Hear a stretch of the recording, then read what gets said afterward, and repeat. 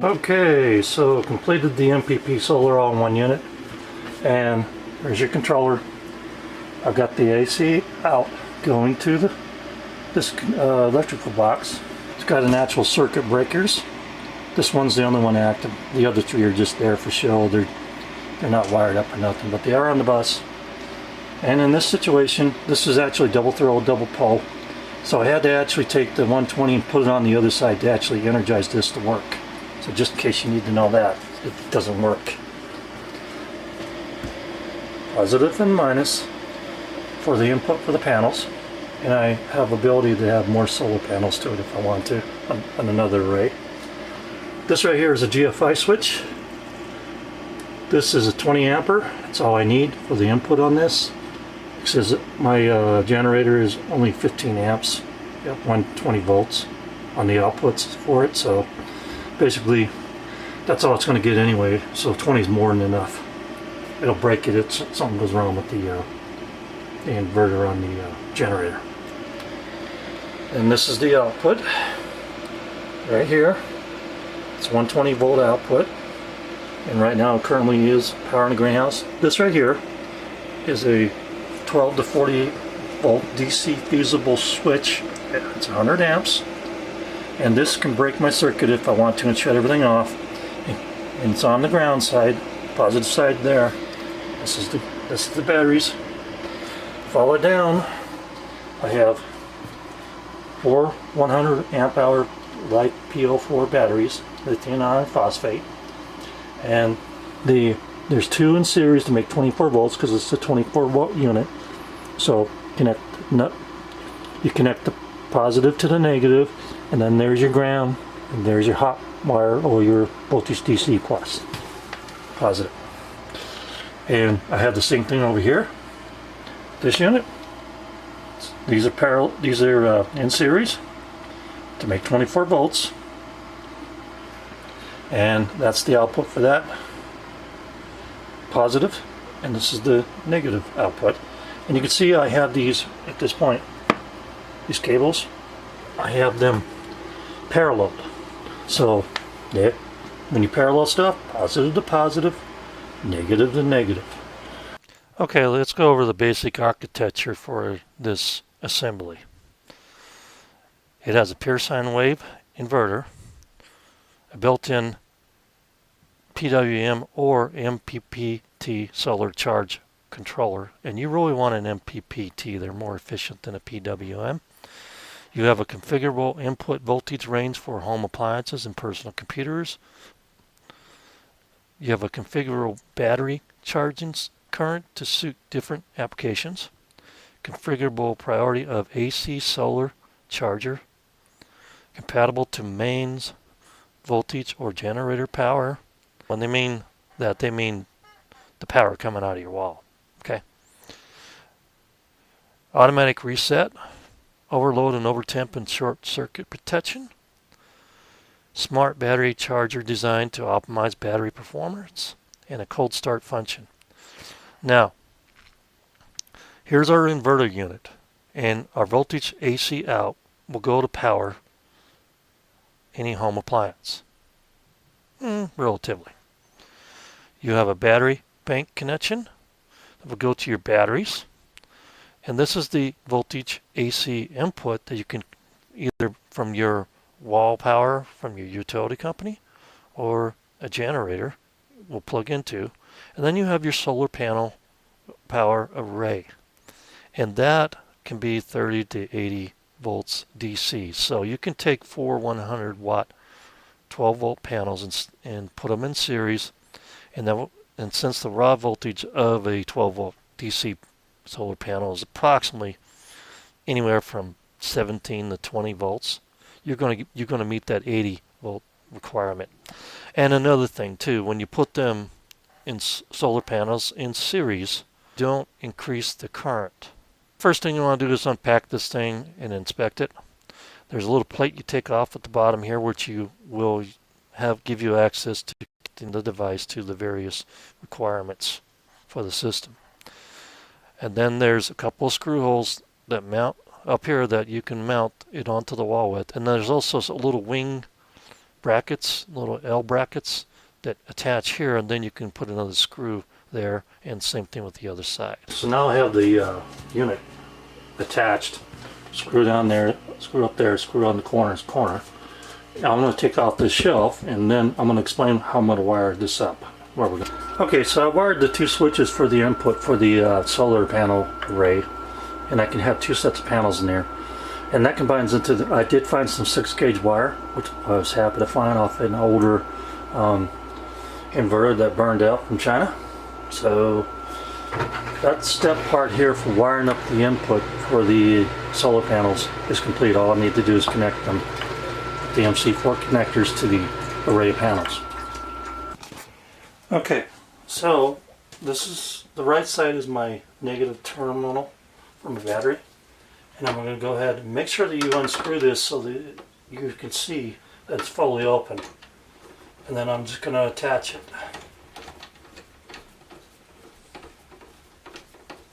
So you screw it down until you feel it get really tight on that wire. And be careful, because you can strip these out if you try to go too tight. If you can pull on it like that, don't pull too hard, because you pull it out. Then you know that right now that you have a good solid connection. The next step is to go ahead and install this right here. So we'll do that now. Okay, so I'm going to install this as close as I can to the line going down to my negative terminal connection point of the battery system. And I'm just using some sheetrock screws, and I'll straighten it out, make it look level. It doesn't have to be perfect, but you know, hey, if I'm doing this for a client or customer, yeah, everything would have a level on it. And there you go. Now all I gotta do is push this to break the circuit. So when I go to connect this to the battery system on the negative end, guess what? I've already got it isolated, and then I have to do this to connect it. So we'll just unscrew this.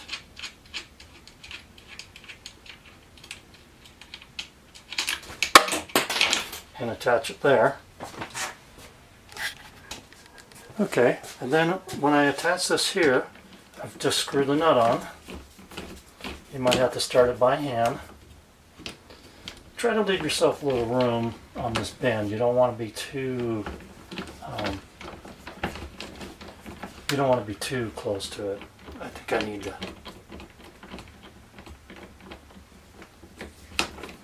There we go. And you don't have to crank it down and crack the plastic and everything else. It doesn't have to be that tight. You can see right here I'm stuck. That's because the socket's a little too wide. But that's nice and tight. I want to make sure, I'll just go ahead and do it again, and maybe I'll get a wrench on that. That's pretty tight. So there you go. Now I'm going to leave it into the off position where the circuit breaker's open, and when we get done putting the positive lead on, we'll go ahead and tie wrap this right here like we did this one.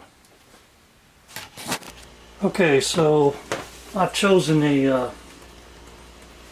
I chose to use red to signify that this is a, so we want to do the positive. Come on, get in there. I'll do positive.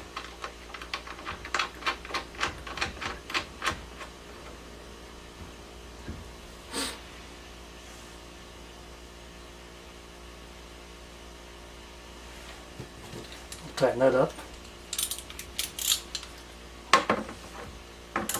This happens to be a 14 millimeter.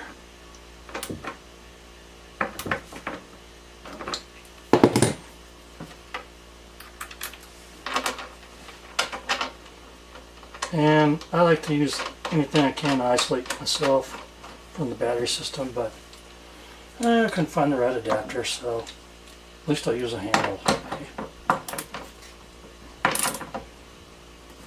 Okay. These batteries just move around a lot because they're so light. Let me hold it and put some force into it. And for this, there we go. Okay, so I've connected the batteries in series now. So you can see I made a cable and I already attached it to the positive lead. Okay, so now we're going to connect the positive lead to this unit. Remember to open it up all the way so you can get it in there good. And I'm just going to tighten her up.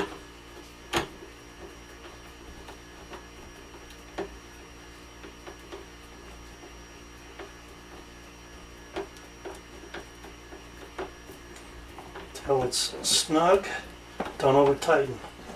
Now I'm going to tell you one thing I've learned throughout the years, especially when I've worked in electrical engineering type of work jobs.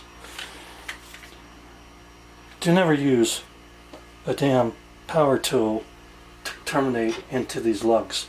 You can easily strip them out. So there, now that's hooked up, and our next step will be to hook up the negative cable, and our battery installation will be complete. But before we do that, we're going to go ahead and put our tie wrap on to hold these in place. It just makes it look neater and it's a more professional type of job.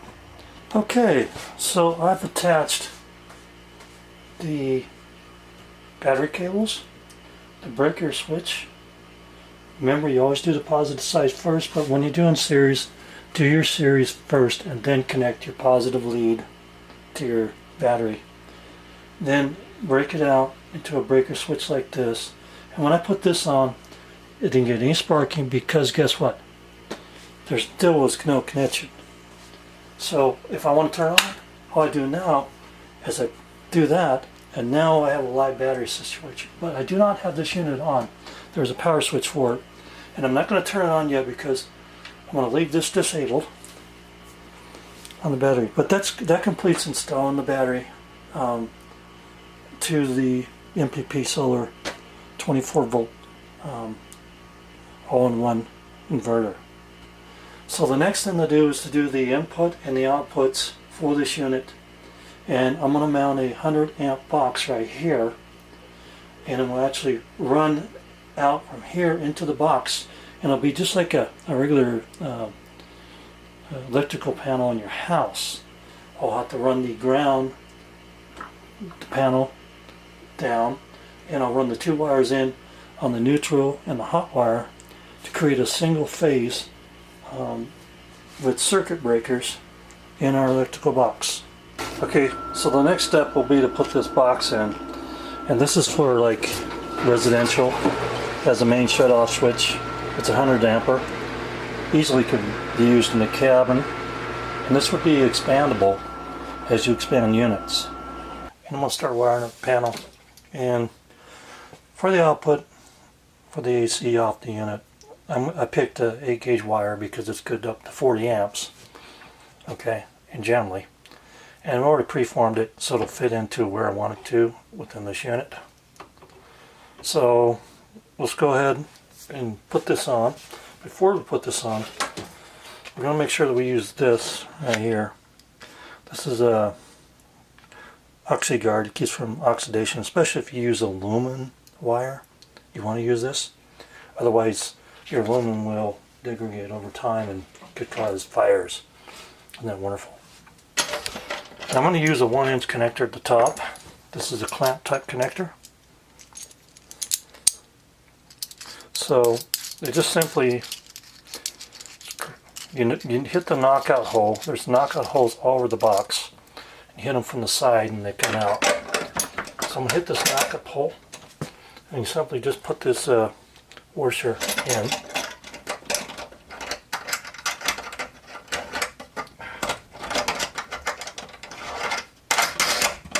Okay, you want to get it tight. Now the trick to this is there's little ribs right here. You put this little screwdriver, and on the top you put it a little bit sideways. So when you go to tighten this up, it tightens up the nut. Then what you end up with is it's nice and straight the way you want it. So you get a little tilted that way, tighten it up with hand tight, then use a screwdriver on one of the ribs and just knock it into place and tighten it. Okay, the next thing you want to do is put this little plastic ring on. protects the wires from getting cut from this connector. I just need to tighten it by hand. And there you go. Now you are ready to insert your wire into the unit. You just back off these screws. You can use a screwdriver, or you can whatever. And then stick your wire in there. So we'll get to that. I'll stick the wire in there, and then we'll go ahead and... Okay, so I got the wires in there, and I'm just going to tighten them up now. Since they're a little smaller than the legs, you want to make sure you line them up perfectly before you can slowly crank them down. Get them right where you want them. And they put the I put the ox guard on there. Make sure you use ox guard, especially if you're using aluminum. Now I want to say one thing. Let's talk about wire sizes and amperage for AC, voltage AC. A 12 is good for 20. 12 gauge wire is good for 20 amps, up to 20 amps. 30 amps for 10 gauge, and an 8 gauge is good for 40, and a 6 gauge is good for 55. So keep that in mind when you're doing this kind of stuff, the wiring requirements. And I'm going to show you a little chart later on how where that's at. I know I've done it in the other video, how the size wire and everything else, but you really need to pay attention to that, because if you don't, the wires could burn, and your house could burn down, or wherever you're putting this could burn down, and you'll be sorry out of luck.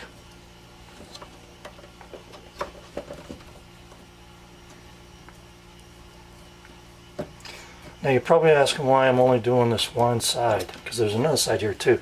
Well, this is only going to be 120 coming out, so it's only going to supply this side, and that's why these are where these at. Now if I expand it later with 2 of these MPP solar units, I'll be wiring in a 240, and I'll put the other wire here and the other ground and neutral there, just for your information. And I want to make sure they're good and tight and snug. And don't worry if the wires extend beyond this lug. That's made it that way for a reason, so you can see that you actually got a good connection. Okay, those are good, those are good. Our next step is to go ahead and get this tightened up. Don't tighten this too tight that you can't, that you start crimping the wire itself on the insulation, because you can break through it, and that's not a good thing, because you can cause a short.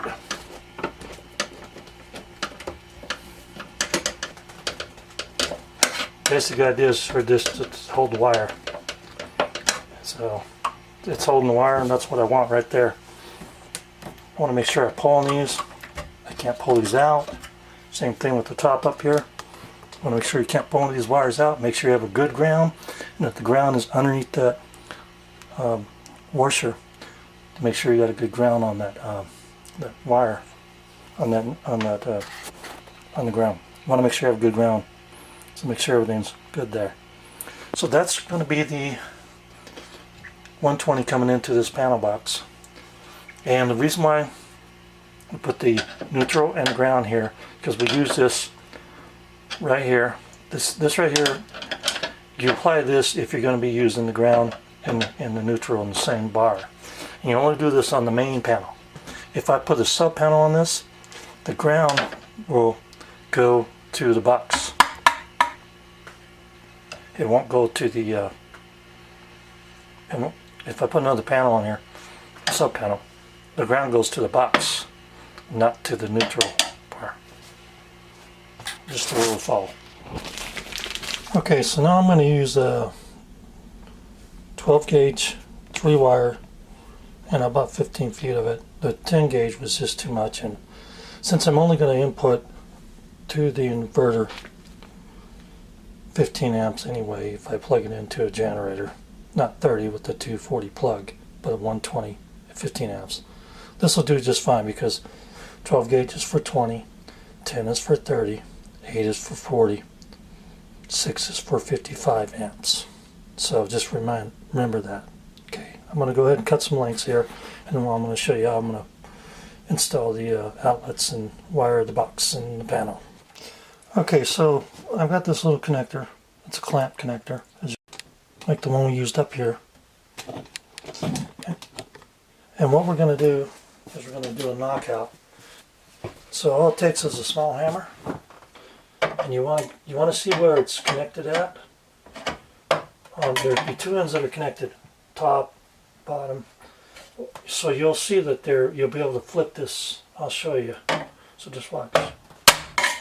See how I knocked that out?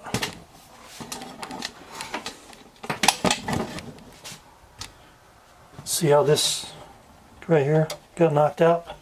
So you just use your screwdriver and it's not advisable to use your fingers. A lot of people will use just a pair of needle nose pliers like this. Okay, and that comes right out, and you got your hole right here. We're going to apply two of these knockouts here, the 1/2 inch knockouts, and the screw just comes right off. And well, that was good. Okay, screw comes, the nut comes right off. With my big fingers, hopefully I can get it in here.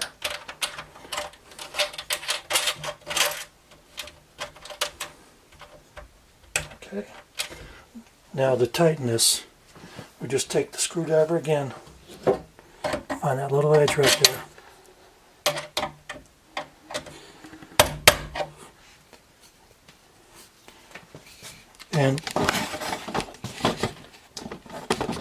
And you'll notice that this doesn't really line up straight. And the reason why I'm doing that is because when I tap this little edge, I want to tighten it up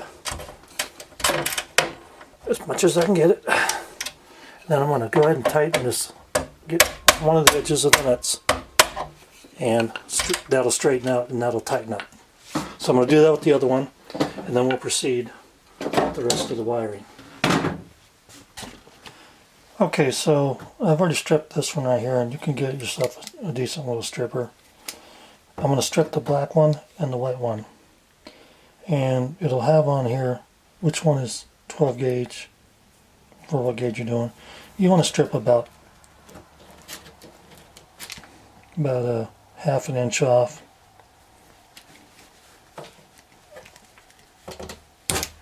There we go, that one came off a little hard.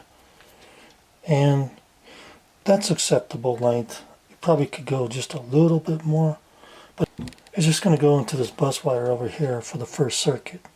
And the first circuit is all I'm going to wire up tonight. I'm not going to do the second one, because even though this has two hot wire connections, I'm only going to use one, the black and the white one. The black is hot. The black one is hot. The white one is neutral. The red would be your second hot wire. And then if you go with the third hot wire, it would be blue. So you go black, red, blue. And then of course our ground wire is this right here. Okay, so now I've got the circuit breaker. And the way that this goes, let me explain this to you. You pull it from this end and it pulls out. And then when you put it back in, you snap it in between the two brackets and just push it on. So just like this, just like that, on, off. Okay, so what I'm going to do, the screw right here, I'm going to put the wire right in there between one of the two clamps to clamp it in. So very simply slide the wire in, make sure you have no insulation encapsulated on that, and then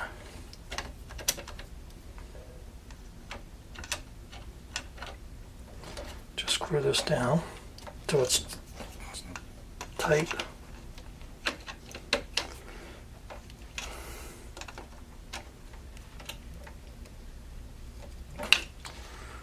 Okay, and then we'll just go ahead and snap her in.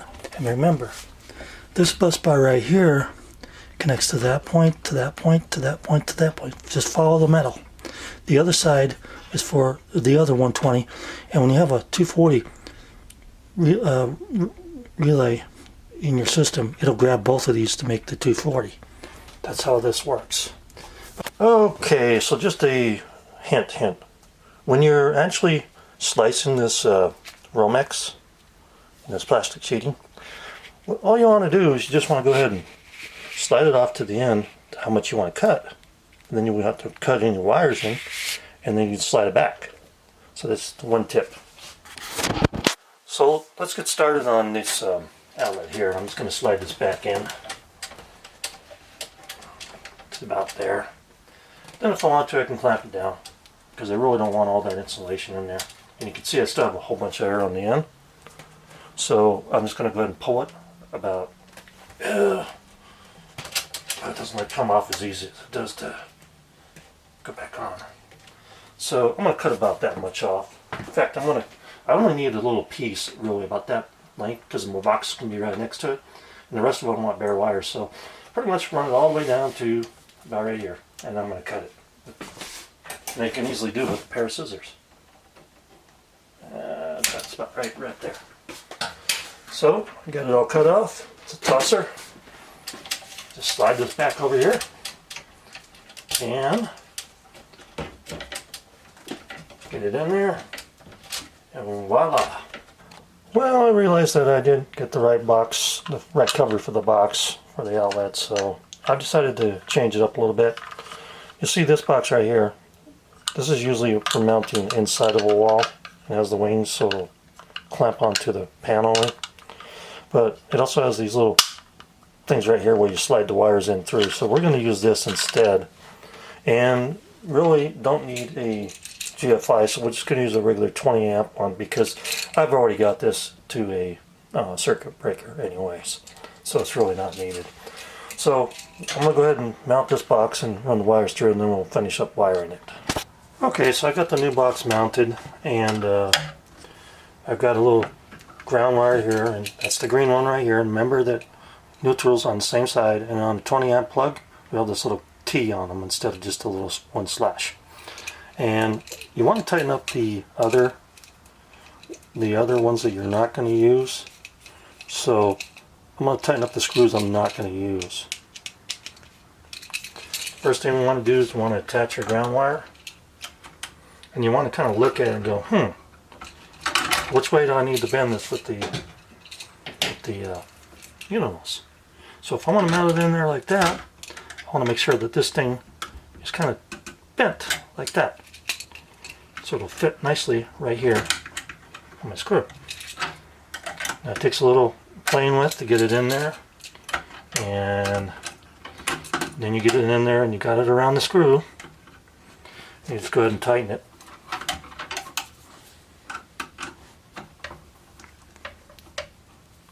Nope, I'm not a lefty sometimes. But anyways, now that I've got it slightly attached, I can just bend it a little bit, get it into the position I need it, so I can finish tightening this. Ground wire. Tighten it good. Bad ground will give you bad results. Now remember, my neutral is my wet wire, so I'm going to fold it back a little bit. Let's get the. So what you want to do, you want to make sure that you have your neutral on your neutral side and your ground and your hot wire on your hot wire side. Okay, so now I've got the ground wire on. I'm just going to go ahead and on the neutral side, I cut it just short enough to fit within this little thing, little bar right here. And I don't want to leave any exposed wires out. Now you can do it the old-fashioned way where they used to do a hook and around the screw, or you can just insert them in and do it this way. This is personally easier, and some people like to hook it like we did the ground screw, so that some people like to hook it like they do the ground screws. So, but this is just easier to do it this way. And you got your connection, you just shove it in the other one. Make sure you don't clamp onto the insulation or you may not get a good circuit. So I'm sorry it's a little hard to see. But it's kind of a tight area where I'm working on it. By the way, make sure you tighten these other screws down so they don't jiggle around and fall out or have some mishap or something gets in there and shorts it out. Okay, so our next step is we just go ahead and fold these wires back. Now they're going to be a little rigid because they're solid wires. We don't want to use braided wires for wiring outlets. Remember, AC, the voltage goes around the outside of the wire. In DC, the voltage goes in through the wire. So it may take a little work here to push this in, get it where we want it. But generally, you leave a run of wire behind your socket anyway, because what you really want to do is you want to be able to have a little extra wire in case you do a boo-boo, or you need a little extra wire because you need to move the outlet, or something else just to be done. Just a common practice in the electrical world, people that do that. These electricians do that every day. If there's an electrician watching, he'll confirm exactly what I'm saying. Or she. Yeah, forget there's the electricians out there now.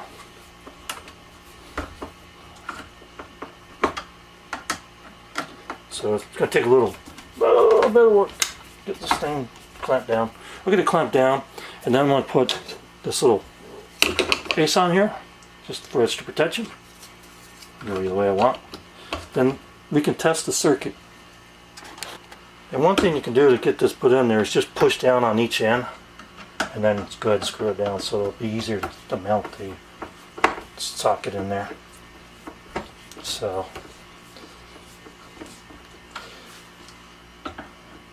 well, make sure you get it pretty tight.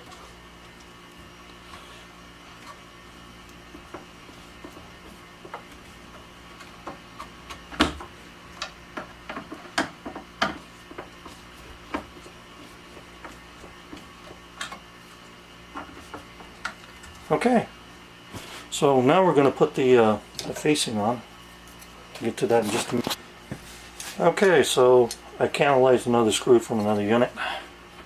We're just going to go ahead and screw the plate on. And now we're going to test this out. And I got a few gizmos to deal with first to make sure that we're not going to blow everything out.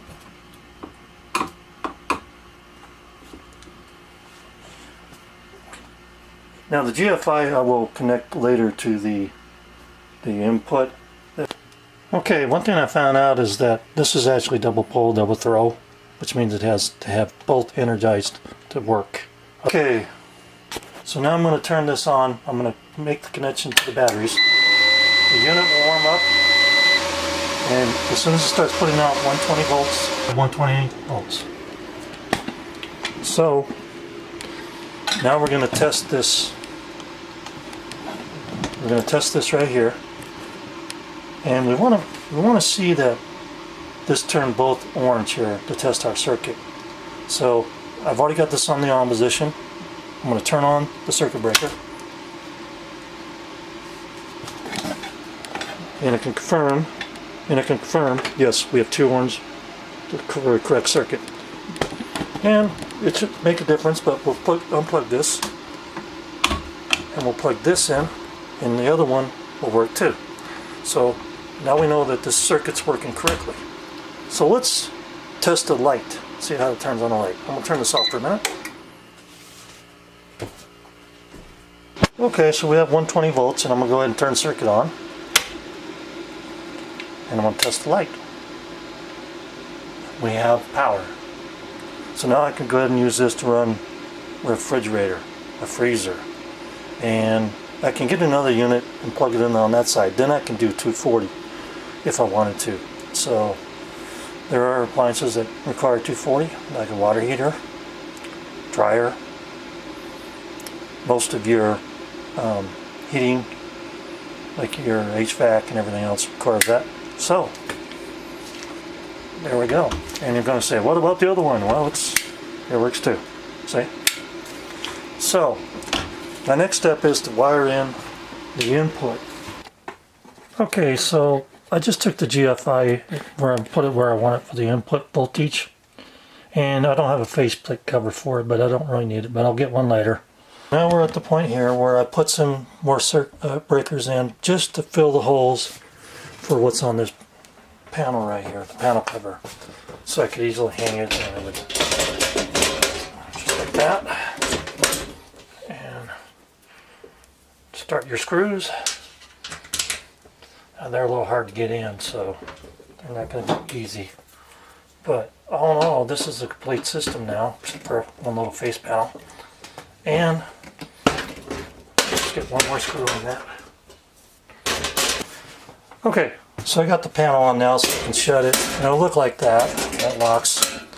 And I've just got to finish tightening these screws up, and then it's done. You can see that I have plenty of room next to the plug. And the solar input's already been tested. I already tested that a while back. The other batteries works just fine. Of course, I can have more of an array coming into this one. This is a 1, 2, or both on-off DC switch, and it's good for 12 to 48 volts. So just keep that in mind if you're going to use any of these. And I use that because if I have a real rainy day, I might hook another array to it just to give it more charging power. So there's our MPP solar. This is the input voltage. It's got a GFI on it for 20 amps. The voltage output going to the panel. Going to the panel, and this is our main breaker right here that we're going to use for this outlet over here for 120 up to 20 amps. Remember, the T sign means 20 amps on a 120 volt plug. If it doesn't have this little T in here, right there, it's a 15 ampere. And of course, I got a circuit breaker for the batteries in case anything goes wrong. This is a 100 amp circuit breaker, DC. And this are the input arrays for the solar. And this is for the battery system, which I mentioned before. The battery system is two 12 volt 100 amp hour LiFePO batteries, or lithium iron phosphates, LiFePO4. They're in series so that they make a 24 volt battery for the system that we're using now. And then that's so you go, there's your negative, there's positive, chain your negative, then there's your positive out of this 24 volt system. So your negative's there, your positive's there, you just chain two batteries together. This gives me 200 amp hours system, and this gives me 2400 watts of output, which essentially this unit will give me 20 amps of output at 2400 watts. That's enough to run a refrigerator, little ice chest, whatever you got. So this is my backup emergency system, and I probably will start using it for solar lights because I like it better. Okay, so completed the MPP solar all in one unit, and there's your controller. I've got the AC out going to this electrical box. It's got actual it's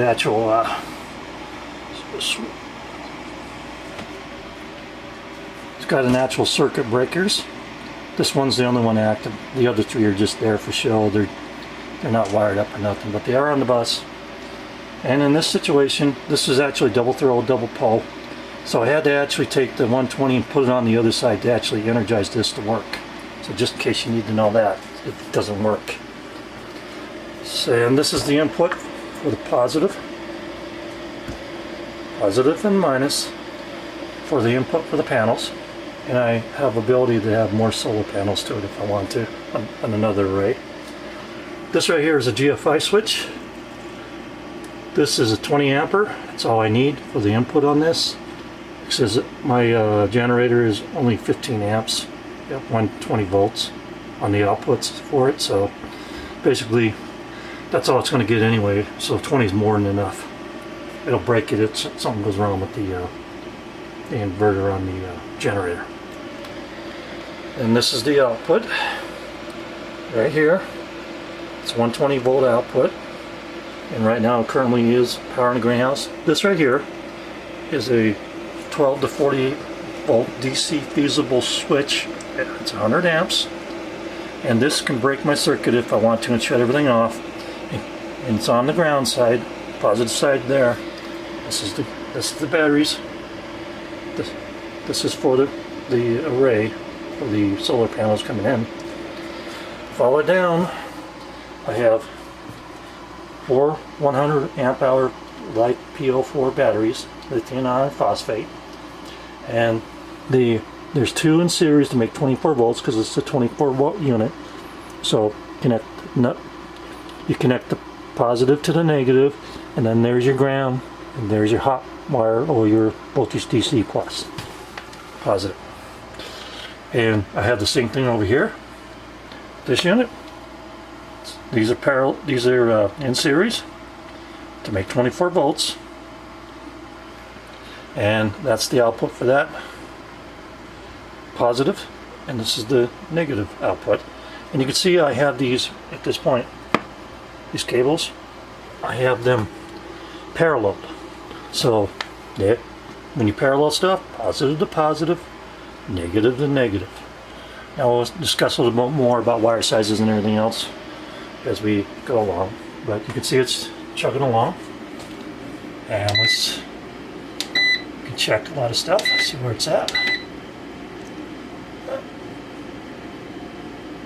That's 57 volts, 25.2 on the batteries. The other one was the line coming in, and it's currently using about 600 watts.